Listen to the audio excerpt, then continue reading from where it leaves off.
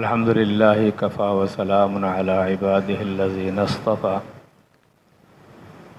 أما بعد فأعوذ بالله من الشيطان الرجيم بسم الله الرحمن الرحيم فاسألوا أهل الذكر إن كنتم لا تعلمون وقال النبي صلى الله عليه وسلم شفاء العي السؤال صدق اللہ العظیم۔ حضرات علماء کرام، بزرگان محترم، میرے عزیز طلبہ، الحمدللہ اللہ تعالیٰ کا کرم ہے، احسان ہے۔ اس رب کریم نے محض اپنے فضل کرم سے ہم سب کو اس مبارک محفل میں آنے کی توفیق عطا فرمائی۔ اللہ تعالیٰ ہم سب کی حاضری کو اپنی بارگاہ میں قبول فرمائے۔ اس وقت جو تربیتی کورس جو 1 سال پر محیط ہے وہ اپنے اختتام کو پہنچا، اور ماشاءاللہ یہ ہونہار طلبہ درس نظامی سے فراغت حاصل کرنے کے بعد مزید اعلیٰ علوم کے حصول کے لیے 1 سال کے طویل ترین عرصے کی قربانیاں دیں۔ اللہ تعالیٰ اس کورس کو ان کے لیے مفید بنائے، عالم اسلام کے لیے مفید بنائے، اور انہوں نے وہ کام انجام دیا جو نبی کریم صلی اللہ علیہ وسلم کی وراثت ہے۔ نبی کریم صلی اللہ علیہ وسلم کی خدمت میں صحابہ کرام تشریف لایا کرتے تھے اور مختلف سوالات پوچھتے تھے، اور آپ صلی اللہ علیہ وسلم جواب دیتے تھے۔ قرآن کریم کے اندر اس کا ذکر ملتا ہے، یسألونک عن الاہلہ، یہ لوگ آپ سے چاند کے متعلق سوال کریں گے۔ یسألونک لفظ جہاں بھی آ جائے سمجھ لو کوئی استفتاء ہے، کوئی کوشچن ہے، اس کا کوئی آنسر ملنا چاہیے۔ تو قرآن کریم کا اندر یسألونک عن المحیض مختلف الفاظ میں مختلف مقامات کا اندر یہ الفاظ ذکر کیے گئے، گویا افتاء و منصب ہے۔ قل اللہ یفتیکم فی الکلالہ، علم میراث کا ایک مسئلہ ہے کلالہ کے حوالے سے، تو اس کے متعلق قرآن کریم کے اندر ذکر آتا ہے۔ تو اس کا مطلب یہ نکلا کہ سوال و جواب کا یہ سلسلہ، معلومات کا یہ سلسلہ، یہ کوئی نیا نہیں ہے، بلکہ ازل سے ہے یہ سلسلہ۔ اور علماء کرام اسی وراثت کو آگے تقسیم کرتے ہیں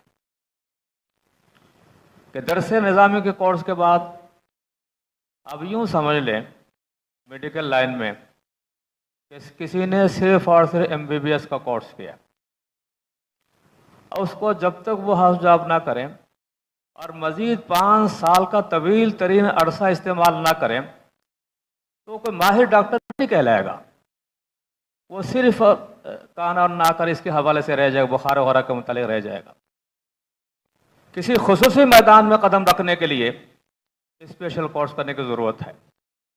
دنیاوی علوم لے لیں، دینی علوم لے لیں، ہر جگہ یہی صورتحال ہے کہ درس نظامی گویا کہ ایک بیسک بنیادی تعلیم ہے۔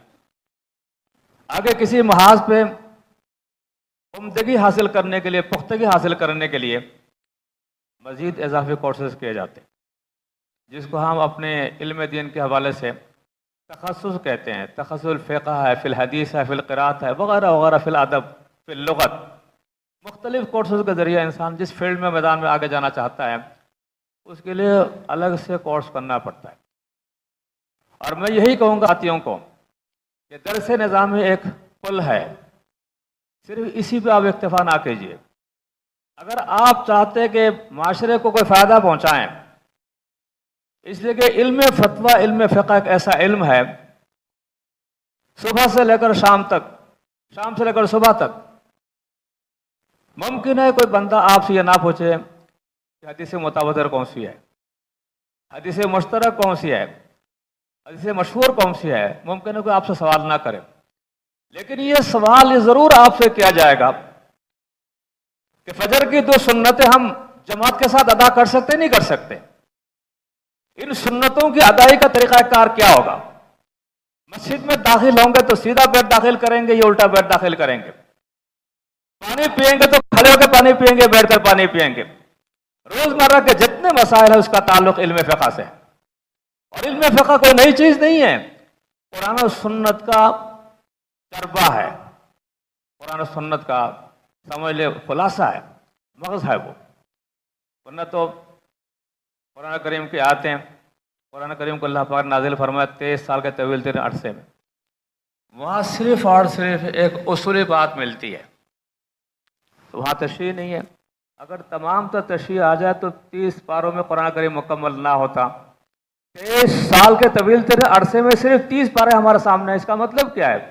اگر یہ کتاب اتنی طویل ہو جاتی دنیا اس کے قریب نہ آتی. اسی لیے فرمایا قرآن کریم متن ہے اور اس کی شرح احادیث نبویہ صلی اللہ علیہ وسلم. ہم اور آپ جانتے ہیں کہ احادیث نبویہ کے ایک خلاصہ درس نظامی میں جو 6 کتابیں رکھی گئی ہیں مکمل نہیں ہے. دارالعلوم کراچی میں الحمدللہ علم حدیث پہ کام ہو رہا ہے.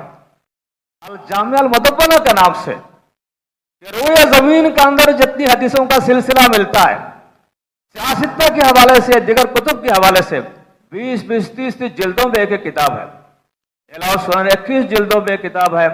علامہ ظفر عثمانی رحمۃ اللہ نے کتاب جمع فرمائی ہے. اسی طریقے سے دیکھیں بہت سارے مجموعے ہیں. اگر ان تمام چیزوں کو جمع کیا جائے تو یہ قرآن کریم جو متن ہے اس کی شرح ہے. کسی چیز اگر قرآن کریم سمجھنا چاہیں، اپنی ذاتی رائے سے ہم قرآن کریم سمجھ نہیں سکتے، بلکہ قرآن کریم کی جو تفسیر نبی کریم صلی اللہ علیہ وسلم نے بیان فرمائی ہے اس کی روشنی میں ہم سمجھ سکتے ہیں. اور پھر دیکھیں قرآن بھی ہمارے لیے اصول کے درجے میں، احادیث بھی اصول کے درجے میں، کہ جب تک اجتہاد نہ ہو کہ قرآن کریم کے الفاظ سے کون سے مسائل، اب قرآن کریم نہیں آئے گا، قیامت تک یہی قرآن کریم قائم رہے گا اور احادیث نبوی کا سلسلہ بھی ختم ہے، آپ کی ذات کے ساتھ ہے. اب امت کے نتنے مسائل آج کے زمانے کے اندر آپ جا کے دیکھ لیں، کتنے نئے نئے مسائل آ رہے. تو ایک علم فقہ ہے، وہ مخدوم ترین علم ہے جہاں دنیا کے تمام مسائل کا حل مل سکتا ہے. جامع ترین اصول قرآن سنت کی روشنی میں الحمدللہ طے کر دیے گئے. اب دیکھیں صبح سے لے کر شام تک کی زندگی، مارکیٹ آپ جا رہے ہیں، خرید و فروخت کا معاملات کر رہے ہیں، آپ کون سا معاملہ جائز ہے کون سا ناجائز ہے؟ کتنے لوگ ہیں فرض کے کاروبار کر رہے ہیں کہ صرف اور صرف وہ نفع کمانے کے لیے کہ اس کو قبضے میں لے ہینڈ اوور کرے. اس کا کوئی تصور لوگوں میں نہیں ہے. کسی نہ کسی طریقے سے جائز مال آ جائے، ناجائز مال آ جائے. حلال و حرام کا تصور کیا ہے؟ لوگ کہتے ہیں یہ مولویوں نے حلال و حرام کا تصور دنیا کے سامنے پیش کیا، حالانکہ کسی مولوی نے یہ تصور پیش نہیں کیا. یہ رب کائنات نے ازل سے اس تصور کو دنیا کے سامنے پیش کیا. وَقُلْنَا يَا آدَمُ اسْكُنْ أَنْتَ وَزَوْجُكَ الْجَنَّةَ. اللہ تعالیٰ فرماتے ہیں حضرت آدم کو کہ حضرت آدم کو اللہ پاک نے اپنے ہاتھوں سے تیار فرمایا، بنایا اپنے ہاتھوں سے. اور اس کے بعد جب دنیا وجود میں آئی اور حضرت آدم کی پیدائش ہوئی تو اللہ پاک نے ان کے لیے نظام کائنات اس کا بھی علم عطا فرمایا. وَعَلَّمَ آدَمَ الْأَسْمَاءَ كُلَّهَا. وہ ان کی جو خصوصیت ہے وہ علم ہے. بنین و انسان کی جو خصوصیت وہ علم ہے. وَعَلَّمَ آدَمَ الْأَسْمَاءَ كُلَّهَا. اور پھر دیکھیں آپ نے کیا انتظام فرمایا قرآن کریم کے الفاظ میں، یا آدم اسکن انت زوجک الجنہ، آپ رہائش اختیار کیجئے. اللہ نے اپنے ہاتھوں سے بنایا، رہائش کہاں ملے گی؟ تو اللہ نے رہائش کا انتظام فرمایا، جنت عطا فرمائی. یا آدم اسکن انت زوجک الجنہ، جنت عطا فرمائی. اللہ جنت تو آپ نے ہمیں عطا فرما دی، تنہائی ہے، اس تنہائی کو دور کرنے کے لیے اللہ پاک نے شریک حیات کا انتظام فرمایا، انت زوجک الجنہ، کہ آپ بھی جنت میں رہائش اختیار کیجئے اور شریک حیات بھی جنت میں رہائش اختیار کریں۔ یہ روٹی کپڑا مکان یہ سیاسی نعرہ نہیں ہے۔ ہم اور آپ سمجھتے کہ سیاسی لوگ روٹی کپڑا اور مکان فراہم کریں گے، تم کہاں سے فراہم کرو گے؟ انہوں نے قرآن کریم کی آیت کریمہ سے یہ چرایا ہے۔ انہوں نے رب کائنات ہے جس نے انسان کو پیدا فرمایا، کیا وہ رہائش کا انتظام نہیں کر سکتا؟ شادی کا انتظام نہیں کر سکتا؟ کھانے پینے کا انتظام نہیں کر سکتا؟ فرمایا یا آدم اسکن انت زوجک الجنہ، آدم آپ رہائش اختیار کیجئے جنت میں۔ اللہ تنہائی میں رہائش اختیار فرمائیں گے؟ فرمایا وزوجک الجنہ، آپ بھی اور شریک حیات دونوں جنت میں رہائش اختیار کیجئے۔ اے اللہ، رہائش بھی مل گئی، شادی بھی ہو گئی، تو کھانے پینے کا اہتمام کس طرح ہوگا؟ فرمایا وَكُلَا مِنْهَا رَغَدًا حَيْثُ شِئْتُمَا، دونوں مل کر کھائیں جنت کے پھل، جنت کی غذائیں، ون ڈش نہیں ہے۔ مِنْ حَيْثُ شِئْتُمَا وَكُلَا مِنْهَا رَغَدًا حَيْثُ شِئْتُمَا، فراوانی کے ساتھ جو دل چاہے۔ ہماری تقریبات کے اندر صرف ایک کھانا، دو کھانوں پہ لوگوں نے پابندیاں لگا دیں۔ رب کائنات کی طرف سے دیکھیں دعوت کا انتظام ہو رہا ہے۔ فرمایا وَكُلَا مِنْهَا رَغَدًا حَيْثُ شِئْتُمَا، جب مرضی کے مطابق میٹھے کے اقسام دیکھ لے، کھانے کے اقسام دیکھ لے، فروٹ کے اقسام دیکھ لے۔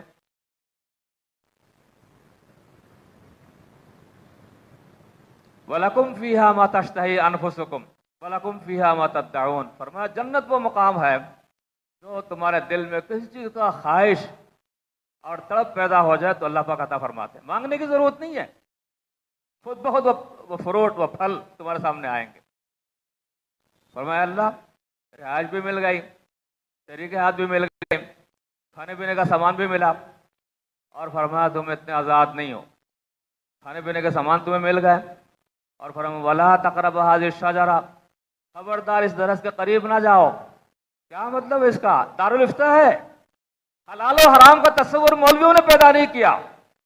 اگر ہم اور آپ سمجھتے ہیں کہ حلال و حرام کا تصور، اور سیاسی نعرہ لگانے والے وہ کہتے ہیں روٹی کا بڑا مکان ہم دیں گے، کچھ نہیں دے سکیں گے، وہ نہ دے سکے۔ وہ اس نظام کا انتظام کس نے کیا؟ بزرگوں کس نے انتظام کیا؟ اللہ نے انتظام کیا۔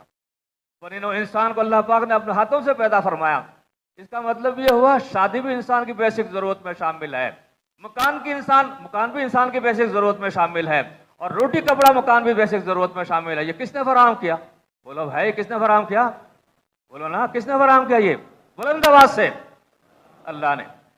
اور فرمایا ایک تصور دیا وَلَا تَقْرَبُوا هَٰذِهِ الشَّجَرَةَ، خبردار حرام چیز اس درخت کے قریب نہ جانا۔ تو یاد رکھو مولوی نے کسی چیز کو نہ حلال کیا نہ حرام کیا، مولوی نے قرآن سنت کو دنیا کے سامنے پیش کیا۔ یہ وہ مولوی ہے جو یہاں تیار ہوئے، وہ آپ کو بتائیں گے تیمم کا طریقہ کیا ہے، مزاربت کا طریقہ کیا ہے، وضو کا طریقہ کیا ہے۔ نبی کریم صلی اللہ علیہ وسلم نے ارشاد فرمایا کہ دیکھو وضو کرنے آپ کا ہے، آج بھی دیکھیں ہمارے معاشرے کا عظیم مسئلہ ہے، جب سے نلوں کے سلسلہ قائم ہوا، ہم وضو کرنے جا رہے ہیں نل کھلے ہوئے، گفتگو بھی جاری ہے، مسواک بھی کر رہے ہیں تب بھی نل کھلے ہوئے۔ آپ جانتے ہیں یہ اضافی پانی ضائع کرنا اسراف ہے۔ کون بتائے گا آپ کو بھائی؟ کون بتائے گا آپ کو کہ آپ ناجائز کر رہے ہو؟ وضو خانے میں گئے ہم اور آپ کس لیے؟ طہارت حاصل کرنے کے لیے، پاکی حاصل کرنے کے لیے، یا وہاں اسراف جیسے گناہ کبیرہ کے اندر مرتکب ہونے کے لیے گئے؟ آپ مجھے بتائیں تو صحیح، یہ ہمارا مسئلہ ہے یا نہیں؟ کبھی آپ ذرا دیکھیں تو صحیح، جا کے وضو کرنے والے لوگوں کو دیکھیں، کہاں گیا مستون طریقہ؟ کون بتائے گا آپ کو مستون طریقہ؟ یہ مولوی آپ کو بتائیں گے دیکھو مستون طریقہ یہی ہے، اور خود نبی کریم صلی اللہ علیہ وسلم نے تعلیم دی، فرمایا دیکھو آپ نے ایک لوٹا منگوایا اور ایک دفعہ اعضاء وضو کے اندر پانی استعمال فرمایا، فرمایا یہ قلت کی جو پانی ہے ہی نہیں ایک دفعہ کر لو۔ ایک اور روایت میں آتا ہے کہ آپ نے لوٹا منگوایا اور 2 دفعہ اعضاء وضو کے اندر پانی پھیرا، اور آخری مرتبہ آپ نے طریقہ بتلایا کہ 3 مرتبہ آپ نے کلی فرمائی اور اعضاء وضو کے اندر 3 دفعہ پانی استعمال فرمایا، اور فرمایا یہ پابندی ہے، مزید اس میں گنجائش نہیں ہے کہ آخری موقع جو ہے وہ 3 دفعہ پانی استعمال کر سکتے، زیادہ پانی استعمال نہیں کر سکتے، کیوں اس سے زیادہ کریں گے تو کیا کہلائے گا؟ زیادتی کہلائے گا، اسراف کہلائے گا۔ تو بتائیے جو بندہ وضو کرنے گیا اور وہاں اسراف جیسے گناہ کبیرہ کے اندر ملوث ہوا، اس کی نماز میں خلل آئے گا نہیں آئے گا؟ کہ پہلی رکعت ہے، دوسری رکعت ہے، تیسری رکعت ہے، چوتھی رکعت ہے، تشہد ہم نے پڑھی نہیں پڑھی، خیال صحیح رہے گا؟ یہ نہیں رہے گا. کیوں؟ اس لیے کہ اسراف ہی عمل، یہ شیطانی عمل ہے. کون سا عمل ہے یہ؟ تو فرمایا کہ دیکھیں ہم تو آئے وضو کرنے کے لیے، کون بتائے گا مصنون طریقہ یہی ہے؟ صحابہ کرام نے پوچھا یہ پانی کی قلت کی وجہ سے 3 پہ پابندی ہے؟ فرمایا نہیں نہیں نہیں، مصنون طریقہ ہے یہ، میرا طریقہ اور تمام انبیاء کرام کا طریقہ یہی ہے کہ 3 سے زیادہ پانی استعمال کر نہیں سکتے، 3 سے زیادہ مرتبہ. صحابہ کرام کو فرمایا اگر تم سمندر کے قریب جا کے وضو کرو گے جہاں پانی کا ختم نہیں ہوتا، سمندر کا پانی ختم ہو جائے گا بھائی، سمندر کے قریب بھی جا کے وضو کرو تب بھی تمہارے پر یہی پابندی ہے کہ 3 سے زائد مرتبہ نہیں. نقش قدم نبی کے ہے جنت کے راستے. میرے شیخ عارف باللہ حضرت مولانا حکیم اختر صاحب رحمۃ اللہ کا مشہور شعر ہے، نقش قدم نبی کے ہے جنت کے راستے، اللہ سے ملاتے ہیں سنت کے راستے. اندازہ لگائے تو وضو کے اندر ہم اسراف جیسے گناہ کبیرہ کے اندر مبتلا ہو گئے تو ہماری نمازوں کی کیفیت کیا بنے گی؟ تو یہ سب مسائل بتانے والے کون ہوں گے بھائی؟ جو یہاں آپ حضرات کے توجہ سے جو حضرات تیار ہوئے وہ بتائیں گے آپ کو. تجارت کر رہے جائز کر رہے ہیں ناجائز کر رہے ہیں؟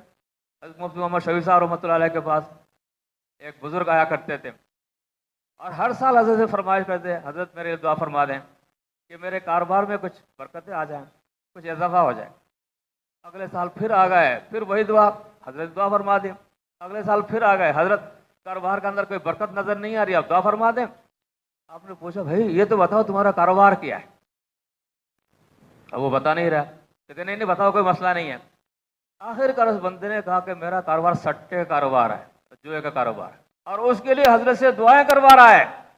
یہ کون بتائے گا یہ جائز کاروبار ہے یا ناجائز کاروبار ہے؟ ناجائز کاروبار کے اندر دعا کا کوئی اثر ہی نہیں ہوگا، پیدا ہوگا. اب اس بندے نے جو دعائیں کروائی 2 سال 3 سال تک، اس بندے کو یہ بھی پتا نہیں کہ جوا ہے یا ناجائز حرام ہے، لیکن وہ دعا کروا رہا ہے. یہ کون بتائے گا بھائی؟ یہ احل اللہ البیع وحرم الربا، قرآن کریم نے واضح الفاظ میں بتلا دیا کہ سودی تمام تر معاملات ناجائز ہے. کتنے سودی معاملات کے اندر ہمارا مشغول ہے. تو آپ دیکھیں تو صحیح، بجلی کا بل اپنے وقت پہ ادا کرتے ہی نہیں ادا کرتے، قسطوں پہ آپ نے مال لے لیا وقت پہ ادائیگی نہیں کر سکے، پینلٹی. یہ پینلٹی کیا ہے بھائی؟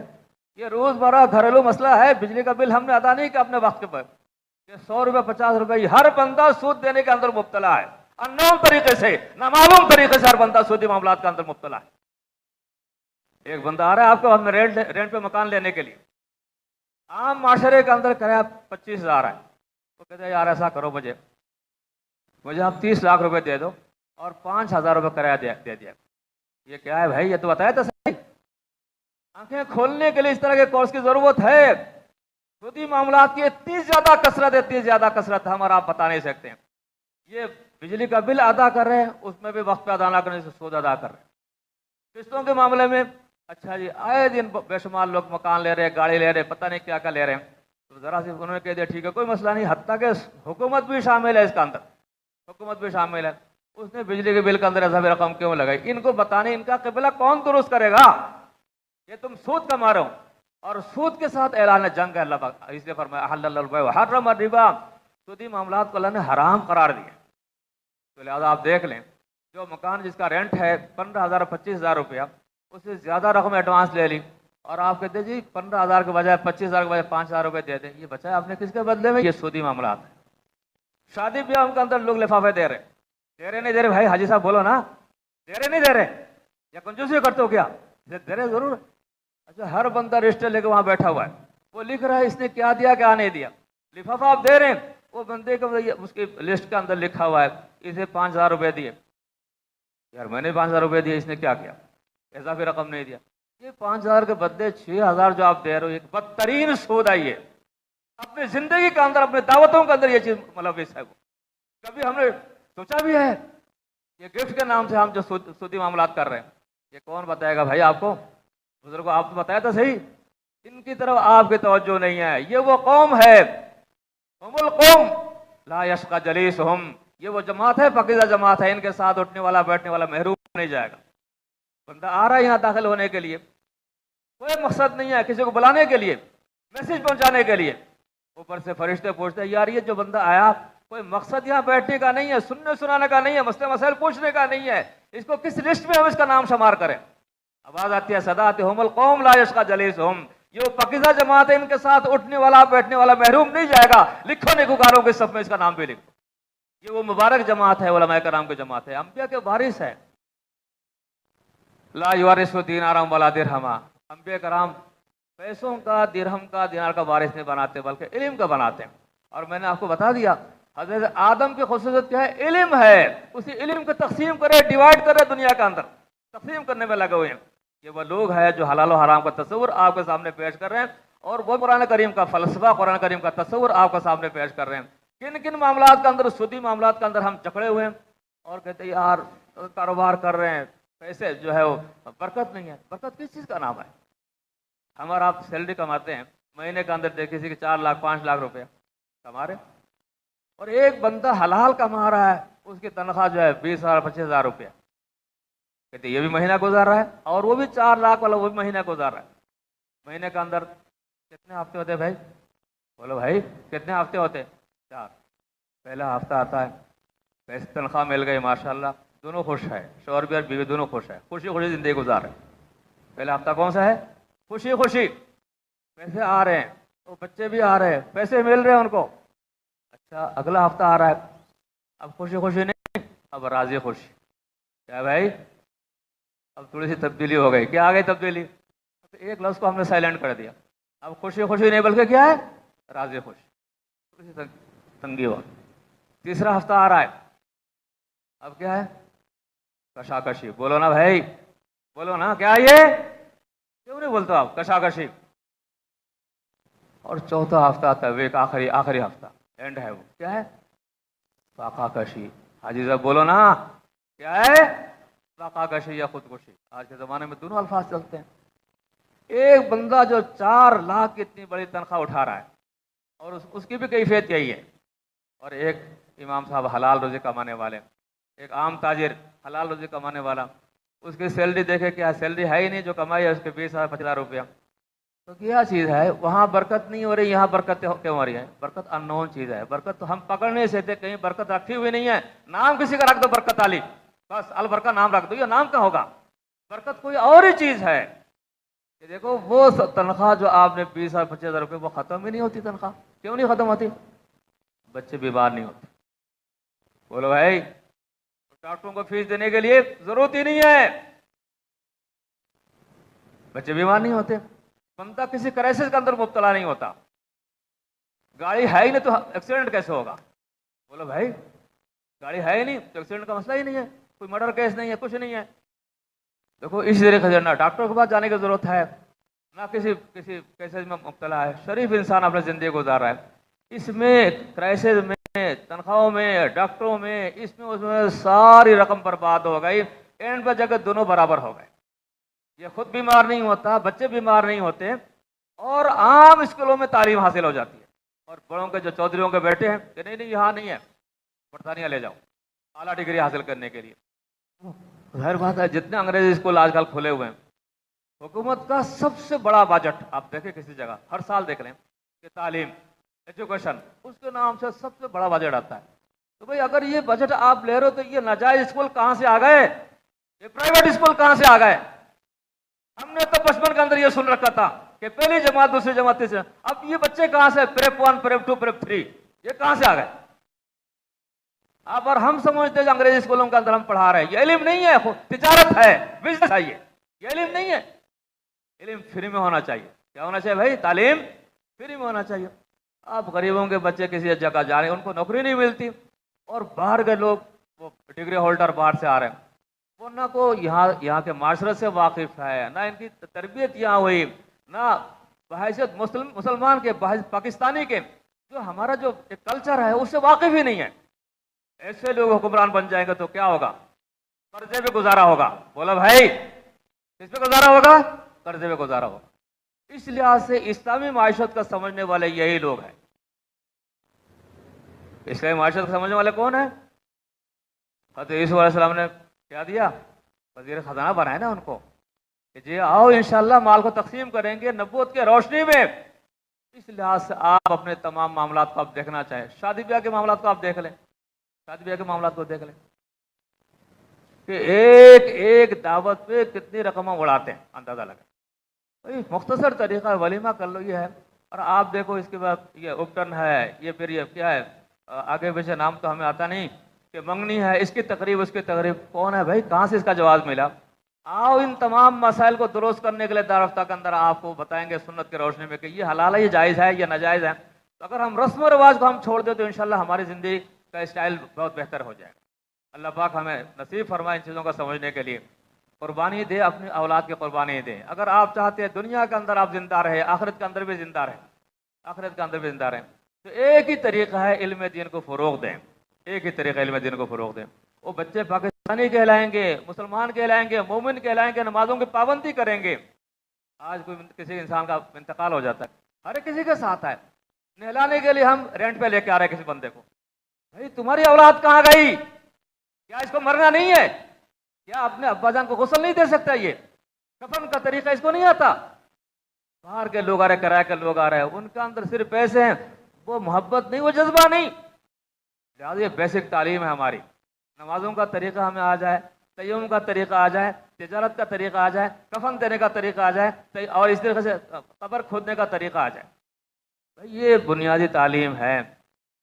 سرکار دو عالم صلی اللہ علیہ وسلم نے جو تعلیم ہمیں دی بس یہی ہے۔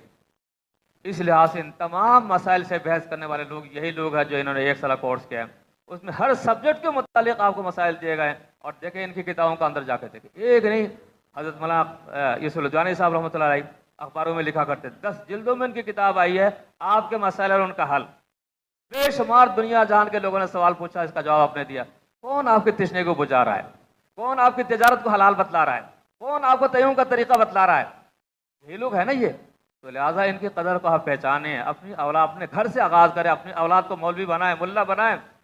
وہ تجارت دنیا کے ختم ہو جائے گا، چل جائے گا۔ آج تک کسی مولوی نے فقہ کشی نہیں کی، اس کو اللہ تعالیٰ دے رہا ہے، اور آپ ہی لوگ دے رہے ہیں، خود سے آ رہے، کسی نے گھر سے بلایا نہیں، خود سے آ رہے ان کو دے رہے ہیں کہ چلو جی میرے مال میں برکت ہو جائے، آپ دعا کر دیں۔ تو یہ اللہ پاک نے روزی کا انتظام فرمایا، جاتے نہیں کسی کے سامنے۔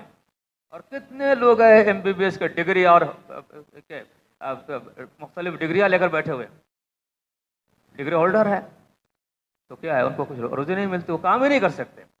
اس لیے میرے بھائیو اس بات کو آپ سمجھیں کہ یہ جو دینی مدارس جو کام کر رہے ہیں، عام انسان کو انسان بنا رہے ہیں۔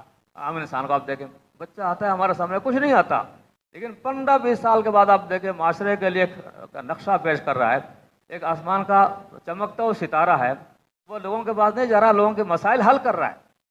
اب کسی بندے کے پاس جاؤ، وہاں جاؤ کہ نہیں فیس پہلے ادا کرو، اتنی فیس ادا کرو۔ کسی وکیل کے پاس آپ چلے جاؤ، جائیداد کا مسئلہ، شادی بیاہ کا مسئلہ، جائیداد کا مسئلہ، کسی کے پاس جاؤ، جتنے وکیل بیٹھے ہوئے ہیں، منہ کھول کے بیٹھے ہوئے ہیں، بھائی اتنی لمبی لمبی تنخواہ اور اتنی لمبی لمبی فیسیں دو گے، کوئی عام آدمی عدالت میں جا ہی نہیں سکتا جب تک وکیل نہ کرے۔ اب زیادہ لگاؤ، ایک وہ روزی ہے، اور یہ ایک روزی ہے کہ حلال طریقے سے انسان کما رہا ہے، اس میں برکتیں بھی ہے، یہ بیمار بھی نہیں ہوتا، اللہ تعالیٰ اس کو برکت عطا فرما رہے ہیں۔ یہ سارا علم اسی سے ملے گا، اللہ پاک ہمیں نصیب فرمائے، اپنے اولاد کو اس راستے پہ لے کر آئے انشاءاللہ۔ حلال و حرام کا تصور ہر کسی کے لیے ضروری ہے، ہر کسی کے لیے ضروری ہے۔ اس لیے یہ جو کورسز کیے جاتے ہیں اسی مقصد کے لیے کیے جاتے ہیں۔ اللہ پاک ہمیں توفیق عطا فرمائے، سمجھنے کی توفیق عطا فرمائے، یہاں سے روشنی لے کر جائے۔ اللہ تعالیٰ توفیق دے، عزم کرے، ارادہ کرے، ہمارے بچے کو عالم بنائیں گے، مفتی بنائیں گے، PhD ڈگری کروائے نہ کروائے، ضرور کروائے۔ اور ہمارے لیے دیکھیں ایک آئیڈیل ہے شیخ الاسلام مفتی محمد تقی عثمانی صاحب، دیکھیں دنیاوی معاملات پر پوری دنیا کی نگاہ ان کے اوپر، ان کی طرف ہے، اندازہ لگائے۔ ایک مولوی دارالعلوم کراچی کا، ایک مولوی، اور پوری دنیا کو ہینڈل کر رہا ہے وہ، ہاں زمین جائیداد کا معاملہ، ملکی معاملات ہو یا پھر وہ اس کے ہے تجارتی معاملات ہو، ایک مولوی تو ہے۔ ہم منع نہیں کرتے ہیں، الحمدللہ ہمارے یہاں لوگ موجود ہیں، بجٹ سمجھتے ہیں اور مسائل حل کرتے ہیں۔ صرف یہ نہیں، مسلمان نہیں، غیر مسلم لوگ آ کے ان سے فارمولہ پیش کرتے ہیں، بھائی کون سا طریقہ آپ نے پیش کیا، اندازہ لگائے۔ 70 سال ہو گئے ہمارے ملک کو، کسی نے سودی نظام کے خلاف کوئی آواز ہی نہیں اٹھائی، کر رہے، ہر بندہ کر رہا ہے۔ اور دیکھو سود کی کتنی شکلیں میں نے بتائی، لفافہ دے کر بھی ہم سود کے اندر مبتلا ہو رہے ہیں، اور بجلی کا بل وقت پہ ادا نہ کر کے سود کے اندر مبتلا، اور بے شمار طور طریقے، کون بتائے گا آپ کو؟ تو دیکھو مولوی کوئی بھوکا نہیں رہتا، ایک مولوی پوری دنیا کے مسائل کے لیے نگاہ ان کی پر پڑتی ہے۔ تو انہوں نے نہ صرف دین سیکھا بلکہ دنیاوی سیکھا، الحمدللہ۔ ہماری طلبہ اپنے ضرورت کے مطابق PhD بھی کرتے ہیں، مسائل سمجھتے ہیں، اور امام محمد رحمۃ اللہ علیہ جو فقہ حنفی کو لکھنے والے، انہوں نے پوچھا بھائی آپ، ان کا معمول یہ تھا بازاروں میں جایا کرتے تھے، روزانہ بازاروں میں جایا کرتے تھے، کوئی سودا سلف کچھ نہیں ہے۔ لوگوں نے پوچھا یہ آپ بازاروں میں کیوں جایا کرتے ہو، کس لیے جایا کرتے ہو آپ؟ کہتے ہیں شفاء الیہ سوال، میں اس لیے بازاروں میں جاتا ہوں، منڈی میں جو کاروبار ہے ان کا کاروبار سمجھنے کے لیے، طریقہ کار کیا ہے سمجھنے کے لیے میں جایا کرتا تھا وہاں ان کے پاس۔ ملم یاری محلہ زمانے فہو جاہل، جو شخص زمانے کے حالات کو نہیں جانتا، بے خبر ہے، کچھ نہیں پتا مارکیٹوں کا اندر تجارت کا طور طریقہ کیا ہے، کچھ نہیں جانتا، اس کو شریعت نے کہا یہ جاہل بے خبر انسان۔ تو عالم وہ کہلاتا ہے جو مارکیٹ کو بھی سمجھتا ہو، لوگوں کے مسائل کو بھی۔ اب دیکھو طبی لائن میں آپ چلے جائیں، کتنے کتنے انجیکشن کو آپ دیکھ لیں، کہاں کہاں سے کس کس طریقے سے لوگ لگا رہے ہیں، کیا طریقہ علاج ہے، اس کو بھی آپ دیکھیں۔ الحمدللہ دین کے شعبے نے ہر جگہ اپنا اثر پیدا کیا۔ تو امام محمد رحمۃ اللہ جا کرتے بازاروں میں، اور ان کے تمام طور طریقے معلوم کیا کرتے تھے، کس لیے معلوم کرتے تھے کہ بھائی لوگ میرے پاس آئیں گے اپنے مسائل لے کر، اور اہل علم کا کام کیا ہے، فاسألوا اہل الذکر ان کنتم لا تعلمون، تمہیں اگر مسائل کا حل معلوم نہیں تو اہل علم سے جا کے پوچھو۔ کسی امام محمد رحمۃ اللہ علیہ کے متعلق کسی نے پوچھا، بھائی کیا بات ہے، آپ ہمیشہ آپ کا چہرہ اترا ہوا ہے، آپ ہمیشہ غمگین رہتے ہیں، آپ کے چہرے کے اندر کوئی مسکراہٹ نہیں ہے، کیا وجہ ہے، کیا وجہ ہے؟ فرمایا دیکھو ما بالو رجل، تم اس بندے کا کیا پوچھتے ہو، جعل الناس عنقہ قنطرۃ ویمرون علیہ، کہ تم اس بندے کا کیا حال پوچھتے ہو جس کی گردن کو لوگوں نے پل بنا دیا اور اوپر سے گزر رہے، تم اس بندے کا کیا مطلب؟ کہ فقہ حنفی کے تمام مسائل کے لکھنے والے کون ہیں؟ امام محمد رحمۃ اللہ علیہ۔ وہ ہمیشہ غمگین رہتے تھے، جو مسائل میں نے لکھے کس طریقے سے لکھے، لوگ آگے پوچھتے بھائی ہمیشہ رنجیدہ رہتا ہوں، پریشان رہتا ہوں، آپ کے چہرے کے اندر مسکراہٹ نہیں ہے، کہتے دیکھو امت کا غم ہے میرے اوپر کہ میں نے امت کے لیے مسائل، لوگوں نے میری گردن کو پل بنا دیا اور یہیں سے آسانی سے گزر رہے ہیں کہ مارکیٹ کے مسائل میں نے بیان کر دیے، سیرت کے مسائل میں نے حل کر دیے، اور غزوات کے معاملات میں نے حل کر دیے، خرید و فروخت کے لیے الگ الگ بکس انہوں نے لکھی ہے۔ وہ کہتے ہیں وہ یہ امام محمد کا کارنامہ ہے، ہم اسی کے وارث ہیں۔ کس کے وارث ہے بھائی؟ امام ابو حنیفہ خود سے تاجر تھے، بولا بھائی کیا تھے، اتنے بڑے امام، ابو حنیفہ بہت امام باصفا آج سراج امتان مصطفیٰ۔ امام ابو حنیفہ کیا تھے؟ اتنے بڑے فقیہ عالم۔ امام شافعی فرماتے ہیں الناس عیال لفقہ ابی حنیفہ، ساری دنیا محتاج ہے امام ابو حنیفہ کے فقہ کی طرف، اللہ نے ان کو بصیرت عطا فرمائی تھی، عقلی علوم دینی علوم دونوں چیزوں کا مجموعہ تھے آپ۔ تو وہ تاجر بھی تھے، تجارت کو بھی جانتے تھے، اسی لیے آپ نے یہ کتابیں پڑھائیں، اور امام محمد لکھنے والے ہیں، اور اسی کو ہم آگے جا کے آگے دنیا کے سامنے پیش کر رہے ہیں۔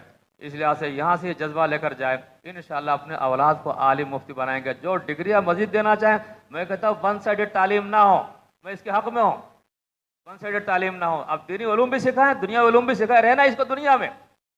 ہر نبی کو اللہ پاک نے اس کی زبان میں بھیجا ہے، دنیا کے اندر بھیجا ہے، تو اس کا مطلب ہے ہمارے معاشرے کے اندر اگر دوسری کوئی زبان چل رہی ہے، ہم اسی معاشرے سے تعلق رکھنے والے لوگ ہیں، تو لہٰذا ہمارا کام کیا ہونا چاہیے کہ دونوں چیزوں جامع بنے، ون سائیڈڈ نہ بنے، دین بھی سیکھیں دنیا بھی سیکھیں۔ الحمدللہ